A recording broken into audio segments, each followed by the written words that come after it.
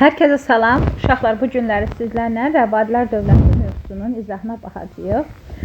Dedik, Rəvadilər ərəb mənşəli dövləti idi. Ərəb mənşəli idilər. Sonralar yerli türk əhalisi ilə qaynayıb qarışıb, onlarla assimiliyasiya uğramışdılar və ərəb xilafəti özlərini etnik dayaq yaratmaq üçün ərəb əhalisini Azərbaycanın cənubuna, Marağa, Təbriz, Qaradağ və Əhər bölgələrinə köçürmüşdür.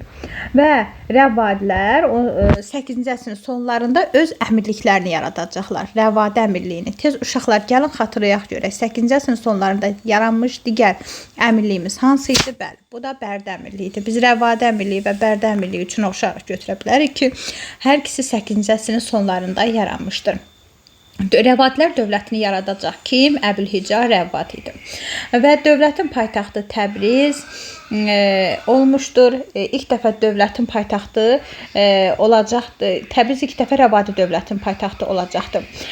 Bu Rəvadilər əvvəlcə Təbrizdə, Marağada və Əhər hakimləri olmuşdur və 981-ci ildə sonuncu Salari hökmdarı İbrahim İbn Mərzabanı taxtdan salıb Rəvadilər dövlətini yaradacaqlar. Rəvadilər ilk dəfə yarananda ilk paytaxtı uşaqlar Təbriz şəhəri olubdur. Və Azərbaycan cənub torpaqlarında yaranmışdır. Ümumiyyətlə, bizi gəl xatırlayaq, feodal dövlətlərimizdən dedik ki, Ş hərfi ilə başlayanlar, Şirvanşahlar və Şəddadilər Azərbaycanın şimalında yaranmışdılar. Rəvadilər, Sadilər və Salarilər Azərbaycan cənubunda yaranmışdılar. Və Rəvadi dövlətinin ilk paytaxtı Ərdəbil olacaq. Daha sonra Təbrizi paytaxt edəcəklər və Muğan hakimliyini özündən asılı vəziyyətə salmışdılar. Eyni zamanda Sultan Mahmud Qəznəlinin Xorasan Oğuzlarına vurduğu ağır zərbədən sonra 2000 Oğuz ailəsi 1028-ci ildə Rəvadi hökmdarı Vahsudanın icazəsi ilə Azərbaycanda məskunlaşacaq. Uşaqlar, biz dedik ki, Oğuz türklərinin Azərbaycan həm şimalında məskunlaşması halı var, həm cənubunda məskunlaşması halı var. Cənubda məskunlaşmanı Rəvadilər ərazisində 1028-ci ildə Oğuzların məskunlaşması ilə götürür. Ona Vəhsudan icazə vermişdim. Bu Azərbaycan cənubu oldu. Şimalda məskunlaşmaya icazə verən isə deməli, Şəddadilər dövlətindən söhbət gedir. 11-ci əsrin 30-cu illərində Musa olmuşdur. Bunun testlərdə qarşınıza tez-tez çıxacaq. Yadımızda saxlayaq. Daha sonra davam edək. Deyirik ki, Oğuzların Azərbaycan ərazisində köçürülməsi təbii ki, Rəvadilərin hərbi gücünü artıracaqdır. Azərbaycanda türklərin mövqeyi güclənəcəkdir və Azərbaycana həmin vaxtda hücum edən Bizans və erməni gürcü feodalların basqınlarının qarşısı alınmış olacaq. Və 1042-ci ildə uşaqlar Təbrizdə zəlzələ baş verir. Burada 40 mindən artıq insan öləcək, şəhər müdafiə qabiliyyəti zəifləyəcək. Bu zaman Vahsudan Təbrizi tərk edəcəkdir. İbn Əl-Əsiri məlumat verir ki, 1054-cü ildə 1-ci Toğrul, yəni Səlcuq hökmdarı idi, Təbrizə hücum eləyəcəkdir. Bu zaman Vahsudan müqavimətsiz Səlcuqlara tabe olacaqdır. Rəvadilər dövləti Səlcuq imperiyasından asılı vəziyyətə düşəcək.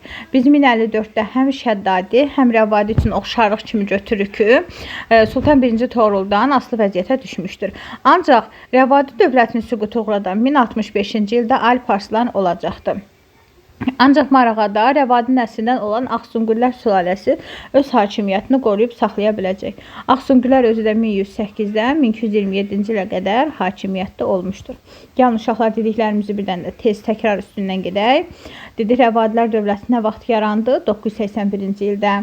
Hansı dövlətin süqutu nəticəsində yarandı? Salari dövlətinin süqutu nəticəsində. Uşaqlar, məndən əvvəl sualın cavabını özünüz verməyə, cavablandırmaya çalışın. Kim yaratmışdı Rəvadi dövlətini? Bəli, Əbülhicə.